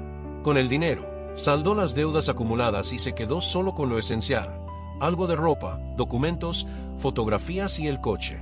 Ese viejo sedán azul que su marido había comprado usado hacía 25 años, la única posesión que logró conservar hasta el final. Y así lo decidió. Si no tenía a dónde ir, el coche sería su hogar. Al principio, fue devastador. Doña Elena lloraba todas las noches, acurrucada en el asiento del conductor, mirando las estrellas a través del parabrisas empañado. Se preguntaba cómo había llegado a ese punto. Ella, que siempre había sido una mujer trabajadora y digna, que había criado a un hijo ejemplar. Sintió vergüenza, miedo, soledad. Pero poco a poco, desarrolló una rutina, una forma de sobrevivir sin derrumbarse por completo. Entonces, tomó una decisión dolorosa y silenciosa. Empezó a vivir dentro de ese viejo coche, estacionándolo siempre lejos de lugares concurridos, en calles oscuras y olvidadas de la ciudad donde nadie le prestaba atención. Dormía sentada al volante, tapada con un viejo abrigo de lana que su marido le había regalado años atrás. Durante el día, se arreglaba en baños públicos, se peinaba con cuidado las canas, se pintaba los labios descoloridos y sonreía a los desconocidos, fingiendo que todo estaba bien. Siempre se repetía a sí misma, como un mantra: mi hijo ganó, ya no puedo ser un problema. Mantenía una rutina casi invisible, calculada para que nadie sospechara de su situación. Se despertaba temprano, siempre antes de las 6 de la mañana, antes de que pasara la gente por la calle. Iba a una plaza cercana, donde había un grifo público. Se lavó lo mejor que pudo, usando el jabón que guardaba en una bolsa de plástico. Se cepilló los dientes allí mismo, mirando a su alrededor para asegurarse de que estaba sola. Luego, caminó hasta un pequeño café barato, donde tomó un solo café que duró horas mientras leía periódicos viejos que habían dejado sobre las mesas. La dueña del café, doña Inés, siempre fue amable con ella, sin apresurarla para que se fuera. Por la tarde, deambulaba por bibliotecas públicas, fingiendo buscar libros, solo para tener un lugar cálido donde sentarse. Allí leía de verdad. Leía novelas antiguas, biografías, cualquier cosa que la alejara de esa realidad. A veces, se quedaba dormida sentada en un sillón y el personal hacía la vista gorda. Había allí una solidaridad silenciosa, de quienes reconocen el sufrimiento ajeno. Al caer la noche, doña Elena compraba pan en la panadería, a veces una pieza de fruta, y regresaba a su coche. Cenaba despacio, mirando las luces de la ciudad, pensando en cómo había cambiado la vida. Recordó cuando Eduardo era niño, cómo corría por la casa pidiendo otro vaso de leche antes de acostarse, cómo se abrazaba fuerte antes de ir a la escuela. Recordó los cumpleaños sencillos pero felices, las fiestas de Navidad con pavo cocinado en el horno viejo, la alegría genuina que existía incluso en la pobreza. Y lloró, porque esos tiempos parecían tan lejanos ahora. Hubo momentos difíciles. Una noche, un grupo de jóvenes golpeó la ventanilla del coche, riendo, haciendo bromas crueles. Se quedó paralizada de miedo, fingiendo estar dormida. Rezaban para que se fueran. Lo hicieron. De nuevo, un guardia de seguridad de un estacionamiento privado la echó bruscamente, diciendo que estaba ensuciando el lugar. Doña Elena se disculpó y se alejó lentamente, con las manos temblorosas en el volante, buscando otro lugar donde pasar la noche. Pero nunca se rindió. Cada mañana, se despertaba y repetía: un día más. Voy a aguantar un día más. Y lo hizo. Mientras tanto, Eduardo acumulaba premios y reconocimientos. Su empresa acababa de cerrar un contrato multimillonario con inversores internacionales, expandiendo sus operaciones a 3 nuevos países. Aparecía en las portadas de revistas especializadas, era invitado a dar conferencias en prestigiosas universidades y tenía una agenda apretada de compromisos importantes. Cenas con ejecutivos, viajes a congresos, reuniones que se alargaban hasta altas horas de la madrugada. Su vida era un torbellino de números, estrategias y decisiones que involucraban millones. Tenía una novia, Laura, una abogada de éxito que entendía a la perfección el ritmo frenético de sus vidas. Se veían siempre que podían, generalmente en eventos sociales o cenas de negocios. La relación era cómoda, sin grandes expectativas emocionales. Ninguno de los dos hablaba de familia. Eduardo nunca mencionaba a su madre. De hecho, Eduardo evitaba pensar en ella. Siempre que la imagen de doña Elena aparecía en su mente, la apartaba, justificándose con que la llamaría el fin de semana, que la visitaría el mes siguiente, que enviaría una transferencia bancaria para ayudar. Pero llegaba el fin de semana y él estaba ocupado. Pasaba el mes y se olvidaba. La transferencia nunca se hacía porque, al fin y al cabo, ella nunca pedía nada. Para Eduardo, su madre estaba bien. Tenía su pensión, el apartamento donde siempre había vivido, sus amigos del barrio. Estaba bien. Tenía que estarlo. Porque si no, llamaría, ¿no? Pediría ayuda. Este pensamiento lo reconfortaba. Al mismo tiempo, lo liberaba de la responsabilidad de verificar. Pero ningún premio, ningún contrato, ninguna portada de revista llenaba el vacío que crecía en su interior. Simplemente no podía identificar qué era ese vacío. Pensaba que era cansancio, estrés laboral, falta de sueño. Nunca consideró que pudiera ser culpa, añoranza, arrepentimiento. Sin embargo, el destino tiene una forma cruel de enseñarnos. Una tarde lluviosa de jueves, Eduardo salió temprano del trabajo. Estaba cansado, irritado con un compañero que había discrepado con él en una reunión. Decidió tomar una calle diferente, una ruta alternativa que evitara el tráfico del centro.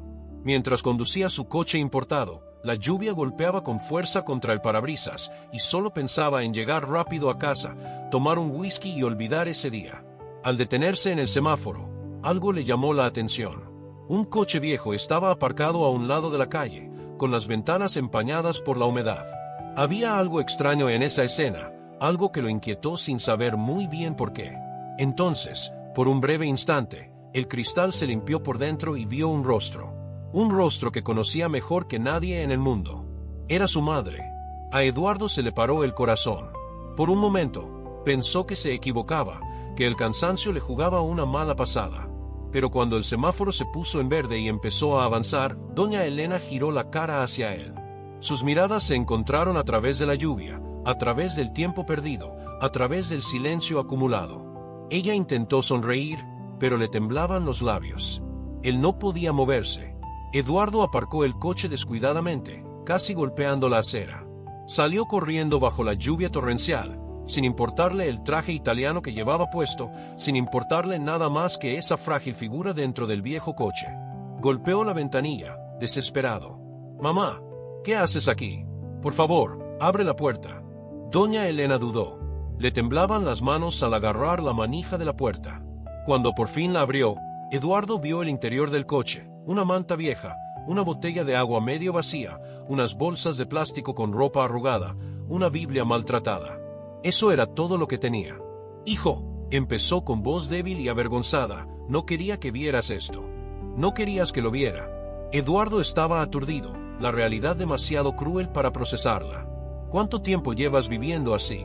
Bajó la cabeza, las lágrimas se mezclaban con la lluvia que entraba a raudales por la puerta abierta. «Unos meses. Me desalojaron. No podía pagar el alquiler. Pero no quería molestarte, hijo. Estabas tan ocupado, tan exitoso. Solo quería que siguieras creciendo, sin preocuparte por mí. Siempre he sido fuerte. Siempre he sabido cuidar de mí misma». En ese momento, todo el éxito de Eduardo perdió por completo su sentido. Los contratos millonarios, el ático de lujo, los coches importados, los premios, todo se volvió ridículo y vacío. Cayó de rodillas allí mismo, en la acera mojada, y abrazó las piernas de su madre. Eduard lloró como no había llorado desde niño. Lloró por todo el tiempo perdido, por todas las llamadas ignoradas, por todas las excusas vacías. «Nunca fuiste una carga, mamá. Jamás. Te fallé por completo». Doña Elena acarició el cabello de su hijo, como lo hacía cuando era pequeño y tenía pesadillas. «No pasa nada, hijo mío. No fallaste. Te convertiste en un hombre exitoso, y eso es todo lo que siempre quise». «No», respondió Eduardo, levantando la cara empapada. «El éxito no es nada si te pierdo en el proceso. El éxito no es nada si no tengo tiempo para quien me lo dio todo». Esa noche lluviosa, Eduardo llevó a su madre a casa. No a una habitación de invitados, ni a un rincón olvidado del ático, sino a la habitación principal, el mejor lugar de la casa. Preparó un baño caliente, le puso ropa limpia y suave, y se quedó afuera de la puerta, escuchando el sonido del agua al caer, asegurándose de que estuviera bien. Cuando doña Elena salió del baño, con el pelo limpio y una bata suave y esponjosa, parecía otra persona. Pero sus ojos aún reflejaban el dolor de alguien que había pasado meses viviendo en la sombra. Eduardo preparó la cena con sus propias manos, algo que no había hecho en años. Comieron en silencio, pero era un silencio diferente, no de distancia, sino de reconexión. Después, se sentaron en el porche, contemplando las luces de la ciudad. ¿Por qué no me llamaste?, Eduardo preguntó con la voz entrecortada por la emoción. ¿Por qué no me dijiste qué pasaba? Doña Elena suspiró. Porque no querías ser un problema. Luchaste tanto para llegar hasta aquí. Recuerdo de pequeña, cómo estudiabas hasta altas horas de la noche, cómo soñabas con una vida mejor. Cuando por fin lo conseguiste, no quise arruinarlo. Pensé que sería egoísta de mi parte hundirte. Mamá, Eduardo le tomó las manos, arrugadas y callosas por el tiempo. Nunca serías un problema. Tú eres la razón por la que llegué aquí. Sin ti, no sería nada. Y si lo olvido, todo este éxito no vale absolutamente nada. En las semanas siguientes, Eduardo cambió radicalmente. Canceló reuniones, pospuso negocios importantes e hizo algo que no había hecho en años: permaneció al lado de su madre. La llevó al médico, cuidó de su salud, escuchó sus historias, recuperó recuerdos perdidos. Descubrió que ella le había ocultado no solo su situación de vivienda, sino también problemas de salud, dolores que ignoraba por falta de dinero para el tratamiento. Cuanto más conocía Eduardo la realidad que había vivido su madre, más avergonzado se sentía. Pero doña Elena nunca lo culpó. Al contrario, le agradecía cada día por su reencuentro. Meses después, Eduardo tomó una decisión. Creó la Fundación Nunca Invisible, dedicada a ayudar a personas mayores abandonadas y a quienes vivían en sus coches por vergüenza, miedo o falta de opciones. La fundación ofrecía alojamiento temporal, asistencia médica, apoyo psicológico y ayuda para la reinserción social. Eduardo invirtió una parte importante de su fortuna en el proyecto y, aún más importante, invirtió su tiempo. Empezó a visitar los albergues personalmente, a hablar con los ancianos, a escuchar sus historias. Y en cada rostro, veía a su madre. En cada historia de abandono, veía su propio error. Pero ahora, estaba haciendo algo al respecto. La fundación creció rápidamente y ayudó a cientos de personas. Surgieron historias conmovedoras, niños reunidos con sus padres, familias reconciliadas, vidas salvadas. Eduardo se convirtió en una voz importante en la lucha contra el abandono de ancianos, y su historia con doña Elena inspiró a muchas personas a reevaluar sus propias prioridades. Una de las historias que más conmovió a Eduardo fue la de Seu Antonio, un hombre de 73 años que vivía bajo un paso elevado. Había sido ingeniero, tenía 2 hijas exitosas que vivían en el extranjero y simplemente dejaron de responder a sus llamadas. Seu Antonio dijo, con lágrimas en los ojos, pensaron que les iba a pedir dinero. Pero solo quería escuchar sus voces, saber que estaban bien. Eduardo logró localizar a las hijas, les explicó la situación y promovió un emotivo reencuentro. Las hijas llegaron llorando, cargadas de culpa y remordimiento, y abrazaron a su padre durante largos minutos. Ese abrazo sanó heridas que parecían imposibles de sanar.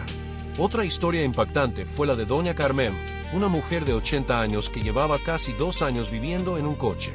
Había criado sola a 4 hijos, había trabajado como empleada doméstica toda su vida y, cuando enfermó, todos pusieron excusas para no cuidarla. No quería ser una carga, dijo. La fundación no solo la acogió, sino que también organizó una reunión con sus hijos. 2 se negaron a ir, pero los otros 2 sí. Fue difícil, hubo discusiones, acusaciones, pero al final aceptaron cuidar de su madre por turnos. Doña Carmen salió de la fundación sonriendo, diciendo, pensé que iba a morir sola. Ahora tengo esperanza. Eduardo siguió cada caso personalmente. Pasó horas hablando con las personas mayores, escuchando sus historias, aprendiendo de sus experiencias. Y en cada rostro, veía a su madre.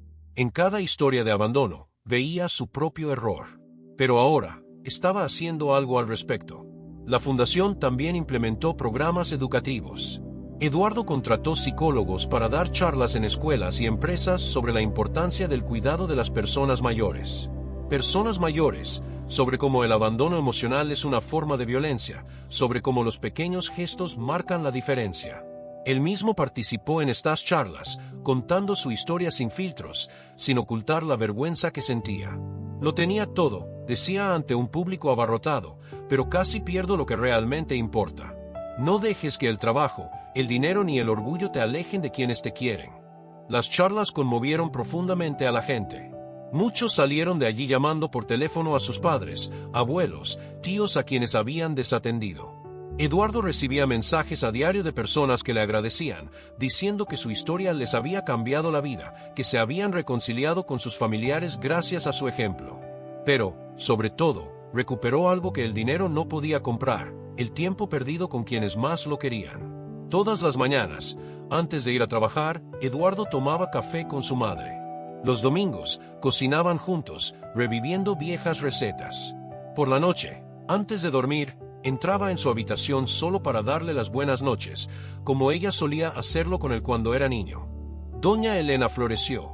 Sus ojos brillaron de nuevo, su sonrisa se iluminó y por fin se permitió descansar, sabiendo que no era una carga, sino el tesoro más preciado de alguien. Un año después de su reencuentro, durante la cena de cumpleaños de Doña Elena, Eduardo brindó. Levantó su copa y, con voz emocionada, dijo: «Mamá, durante años perseguí el éxito pensando que estaba en contratos, dinero y reconocimiento. Pero el verdadero éxito siempre estuvo a mi lado, y casi lo pierdo. Me lo enseñaste todo, me lo diste todo, y cuando me necesitaste, guardaste silencio para no interponerte en mi camino. Hoy entiendo que interponerte no es pedir ayuda a alguien que amas. Interponerte es dejar que el orgullo y el trabajo nos alejen de quienes realmente importan. Gracias por nunca renunciar a mí, incluso cuando yo renuncié a ti. Esta segunda oportunidad es el mejor regalo que he recibido». Doña Elena lloró, pero eran lágrimas de alegría. Miró a su alrededor y vio la sala llena de personas a las que la fundación había ayudado, personas que ahora tenían una segunda oportunidad, igual que ella. Y se dio cuenta de que su dolor no había sido en vano. Se había convertido en un símbolo de algo más grande, la prueba de que nunca es tarde para empezar de nuevo, para reconectar, para elegir el amor por encima de todo. Porque a veces, quien más se sacrifica por nosotros es precisamente quien menos se queja. Y de nosotros depende abrir los ojos antes de que sea demasiado tarde. Elena siempre creyó que la mayor riqueza de la vida era ver a su hijo con vida. Incluso cuando le arrebataron todo, esa certeza nunca cambió. Fue una convicción que nació el día que abrazó a Daniel por primera vez, aún en la maternidad pública donde vino al mundo. En ese momento, al contemplar a ese ser diminuto y frágil, hizo una promesa silenciosa, que haría todo, absolutamente todo, por protegerlo. Aquella gris mañana de septiembre, Elena caminaba lentamente por el lujoso pasillo del edificio empresarial más imponente de la ciudad. Sus pasos eran vacilantes, casi temerosos. El contraste entre el reluciente suelo de mármol, que reflejaba las modernas luces del techo, y su ropa sencilla, ya desgastada por el tiempo y el trabajo, hacía que cada paso pareciera una disculpa silenciosa. Sus zapatos desgastados resonaban tímidamente entre las miradas curiosas y críticas de la gente bien vestida que pasaba apresurada, con maletines de cuero y hablando por teléfono de negocios e inversiones. Elena sentía el peso de esas miradas. Conocía bien ese tipo de juicio. A lo largo de su vida, había trabajado en casas de familias adineradas, limpiando suelos de mármol como aquel, sirviendo en fiestas elegantes, cuidando a los hijos de otros mientras los suyos esperaban solo su regreso. Conocía ese mundo de lujo y ostentación, pero siempre desde el otro lado, siempre como la invisible, la que servía y luego desaparecía. Pero estaba allí por Daniel, su único hijo, el niño que crió sola después de que su padre los abandonara cuando Daniel tenía solo 3 años. Roberto, el padre de Daniel, simplemente desapareció una noche, dejando solo una fría carta diciendo que no estaba listo para ser padre, que la vida familiar no era para él. Elena lloró durante semanas, pero pronto se dio cuenta de que no tenía tiempo para lamentaciones. Tenía una boca que alimentar, un hijo que criar, un futuro que construir. Y lo construyó, con sus propias manos callosas, con la espalda dolorida al final de cada día, con las rodillas sangrando de tanto fregar suelos. Elena trabajaba de limpiadora, cocinera, cuidadora, lavandera. Incluso tenía 3 trabajos a la vez para asegurar que Daniel tuviera que comer, ropa limpia y pudiera estudiar en una escuela decente. Muchas noches dormía solo 3 o 4 horas, despertándose antes del amanecer para prepararle el desayuno a su hijo antes de salir a su primer trabajo del día. Daniel era un chico inteligente, siempre lo había sido. Destacaba en la escuela, sacaba excelentes notas, y Elena guardaba cada boletín de calificaciones como si fuera un tesoro. Cuando ganó una beca completa para estudiar en una universidad privada, lloró de alegría. Fueron años difíciles, con Daniel estudiando y trabajando al mismo tiempo, pero se graduó, consiguió unas prácticas en una gran empresa y, a partir de ahí, su carrera despegó de forma impresionante. Ahora, años después de esa emocionante graduación, Daniel era un millonario respetado, dueño de varias empresas, admirado por todos. Su nombre aparecía en revistas de negocios, lo invitaban a dar conferencias y los jóvenes emprendedores lo veían como un ejemplo de éxito. Pero en ese momento, toda esa gloria se vio amenazada. Estaba al borde de la ruina total. Habían presentado una grave acusación contra él, habían colocado documentos falsos y habían sobornado a testigos para que mintieran. Era un montaje cruel y bien elaborado, y todo lo que había construido con tanto esfuerzo podía desaparecer en cuestión de días. Elena sabía algo que Daniel desconocía. Descubrió quién estaba detrás de todo. Fue por casualidad, en una conversación que escuchó mientras limpiaba el despacho de un abogado semanas antes. Seguía haciendo algunos trabajos de limpieza, aunque Daniel insistió en que dejara de hacerlo. A Elena le gustaba trabajar, pues decía que se aburría en casa. Pero la verdad es que temía convertirse en una carga para su hijo, temía que la mantuviera por obligación y no por amor. Ese fatídico día, mientras limpiaba la sala de reuniones, escuchó a 2 hombres hablando. Uno de ellos era el mayor inversor de la empresa de Daniel, un hombre llamado Rogerio Sampaio, conocido en el mundo empresarial como alguien despiadado y sin escrúpulos. El otro era un abogado corrupto. Hablaron abiertamente de cómo estaban destruyendo a Daniel, de cómo se crearon los documentos falsificados, de cómo pretendían comprar las acciones de la empresa por una fracción de su valor real en cuanto arrestaran a Daniel. Elena sintió que se le helaba la sangre. Quería gritar, quería hacer algo de inmediato, pero se contuvo. Siguió limpiando en silencio, como si no hubiera oído nada, pero cada palabra quedó grabada en su memoria. Al salir de la oficina, supo exactamente lo que tenía que hacer.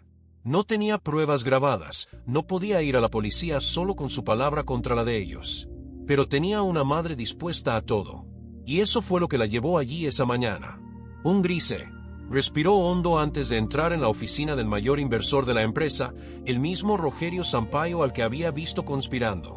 Un hombre conocido por su falta de compasión y de corazón. La secretaria intentó detenerla, diciendo que el señor Sampaio no recibía gente sin cita previa, pero Elena insistió tanto, con tanta humildad y desesperación, que la mujer finalmente cedió y anunció su presencia. Cuando Elena entró en la lujosa habitación, con una vista panorámica de toda la ciudad, Rogerio Sampaio estaba sentado tras un enorme escritorio de caoba, hojeando papeles con expresión aburrida. Ni siquiera se molestó en levantar la vista cuando ella entró. «Señora Elena, no veo motivo para esta reunión», dijo el hombre con voz grave e indiferente, sin siquiera levantar la vista de los papeles que fingía leer. Sabía perfectamente quién era y por qué estaba allí. Había ordenado una investigación sobre cada detalle de la vida de Daniel, incluyendo a su familia. Con manos temblorosas, intentando controlar el temblor de su voz, respondió: «Por favor, haré lo que sea. Mi hijo no puede perderlo todo así. Es inocente. Sabes que es inocente».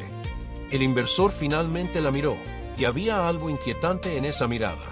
Una fría sonrisa se dibujó en sus labios mientras la analizaba de pies a cabeza, como si estuviera tasando un bien sin valor. ¿Algo?, preguntó, prolongando las palabras con cruel placer. Elena tragó saliva con dificultad. El orgullo que había construido durante toda su vida, la dignidad que había mantenido incluso en los momentos más difíciles, empezó a desmoronarse en ese mismo instante. Pero al pensar en Daniel, en todo lo que había logrado, en todo lo que aún podía hacer, la respuesta llegó sin dudarlo. «Lo que fuera», repitió con voz temblorosa pero con una determinación inquebrantable. Rogerio Sampaio se levantó lentamente de su sillón de cuero. Era un hombre alto e imponente, acostumbrado a intimidar con su presencia. Caminó lentamente a su alrededor, sus pasos amortiguados por la costosa alfombra persa, analizándola como si no fuera nada, menos que nada.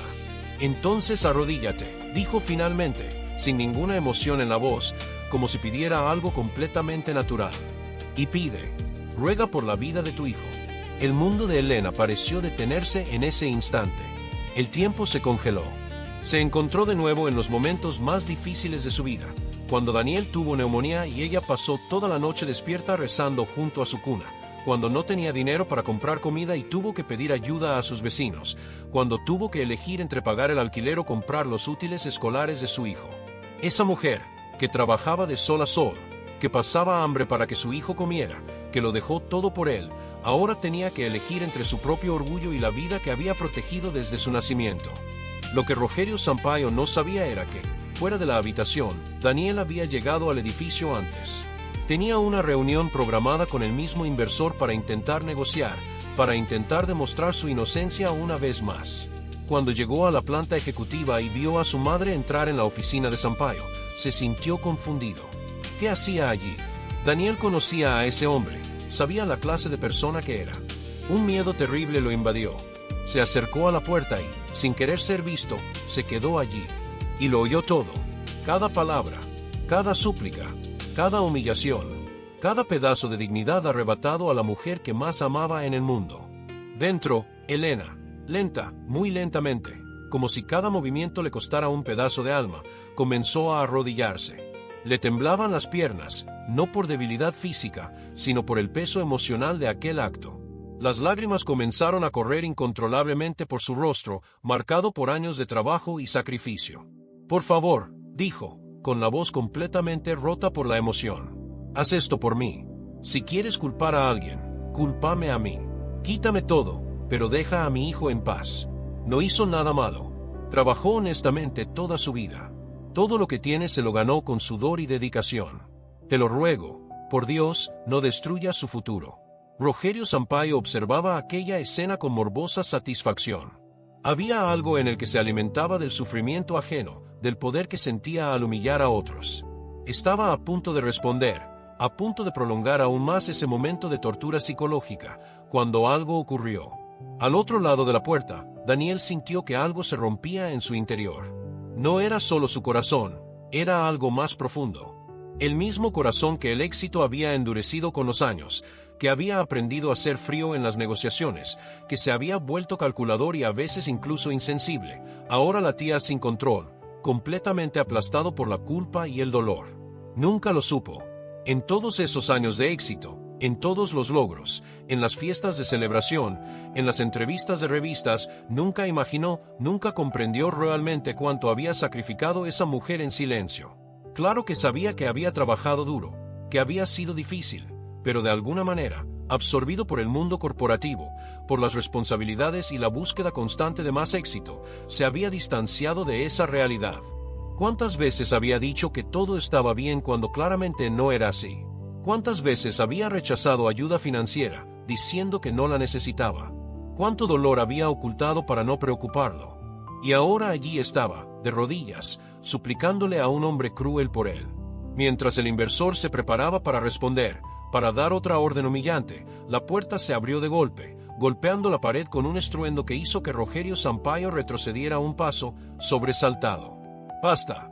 La voz de Daniel resonó por la habitación con una intensidad que nunca antes había usado, cargada de dolor, ira y determinación. Elena se giró de inmediato, sobresaltada, y sus ojos llenos de lágrimas se encontraron con los de su hijo.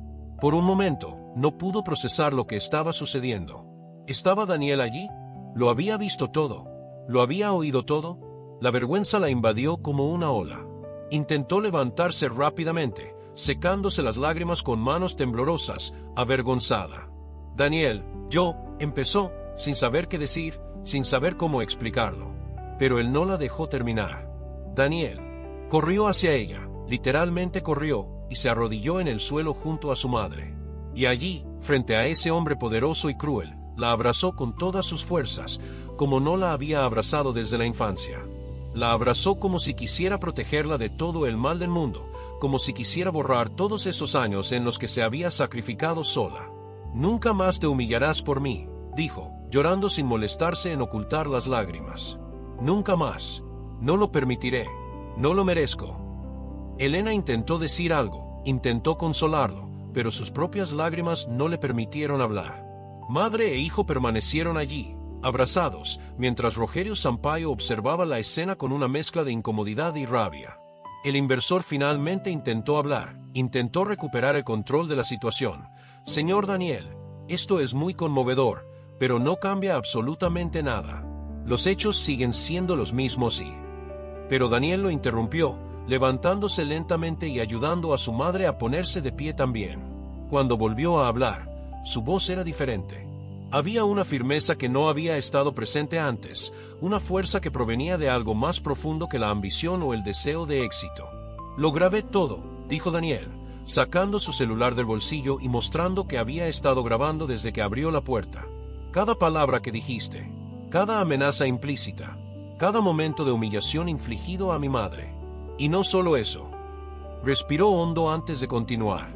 Mi madre me contó todo lo que escuchó hace unas semanas cuando trabajaba en el despacho de tu abogado. Todas las conversaciones sobre cómo fabricaron pruebas en mi contra. Todos los detalles de la conspiración. El rostro de Rogerio Sampaio palideció. Por primera vez, el hombre que siempre lo había controlado todo parecía genuinamente asustado. Ya envié copias de esta grabación a mi abogado, a 3 periodistas de investigación diferentes y al comité de ética de la empresa, continuó Daniel. También he contratado investigadores privados que, en las últimas semanas, han recopilado pruebas documentales de todas tus actividades ilegales. No fue difícil, considerando que siempre te creíste por encima de la ley. El silencio que siguió fue ensordecedor. Rogerio Sampaio intentó mantener la compostura, intentó encontrar una salida, pero por primera vez en muchos años se vio acorralado. Había subestimado por completo a Daniel, sobre todo, había subestimado el amor y la determinación de una madre. Días después, la verdad finalmente salió a la luz pública. La acusación contra Daniel era completamente falsa, basada en documentos falsificados y testimonios comprados. Rogerio Sampaio no solo perdió su posición como inversor, sino que fue acusado de fraude, extorsión y una serie de otros delitos que los investigadores descubrieron durante la investigación. Su imperio, construido sobre mentiras e intimidación, se derrumbó en cuestión de semanas. Los medios cubrieron ampliamente el caso, convirtiéndolo en un símbolo de la lucha contra la corrupción corporativa. Pero Daniel rechazó todas las entrevistas, todas las oportunidades de convertirlo en publicidad para sí mismo. Ya no quería ser el centro de atención. Solo quería recuperar su vida y, sobre todo, tiempo para su madre. Elena, por primera vez en muchísimos años, por fin podía descansar sin miedo, sin preocupaciones agobiantes. Daniel insistió en que dejara de trabajar para siempre, y esta vez, ella accedió. Le compró una casa cómoda, no una mansión extravagante que le avergonzaría aceptar, sino un hogar acogedor con un jardín donde pudiera plantar flores, algo que siempre había soñado. Aquella primera noche en la nueva casa, sentados uno junto al otro en el porche, viendo cómo el atardecer teñía el cielo de tonos naranjas y rosas, Daniel tomó las manos callosas y arrugadas de su madre entre las suyas y dijo, con la voz entrecortada por la emoción: todo lo que tengo, todo lo que soy, todo el éxito que he alcanzado, es gracias a ti, por cada sacrificio que hiciste, por cada lágrima que derramaste en silencio, por cada día que te despertaste cansada pero seguiste luchando. No sería nada sin ti. Elena sonrió, con los ojos llenos de lágrimas, pero esta vez eran lágrimas de felicidad. Apretó la mano de su hijo y respondió con sencillez y sinceridad: entonces valió la pena. Cada momento difícil, cada sacrificio, cada noche de insomnio. Todo valió la pena porque estás aquí, estás bien y te has convertido no solo en un hombre exitoso, sino en un hombre de corazón. Se quedaron allí en silencio, simplemente apreciando la presencia del otro, algo que no habían hecho en mucho tiempo. Y en ese momento, ambos comprendieron una verdad fundamental, que el amor verdadero, especialmente el amor de madre, es capaz de soportar cualquier humillación, cualquier dolor, cualquier sacrificio. Porque una madre puede perderlo todo, sus posesiones, su dignidad, incluso su propia vida, pero hay algo que nunca puede perder, algo que permanece inquebrantable pase lo que pase: el amor incondicional por su hijo. Permanecieron allí en silencio, simplemente apreciando la presencia del otro, algo que no habían hecho en mucho tiempo. Y en ese momento, ambos comprendieron una verdad fundamental, que el amor verdadero, especialmente el amor de madre, es capaz de soportar cualquier humillación, cualquier dolor, cualquier sacrificio. Porque una madre puede perderlo todo, sus posesiones, su dignidad, incluso su propia vida. Pero hay algo que nunca puede perder, algo que permanece inquebrantable pase lo que pase, su amor incondicional por su hijo.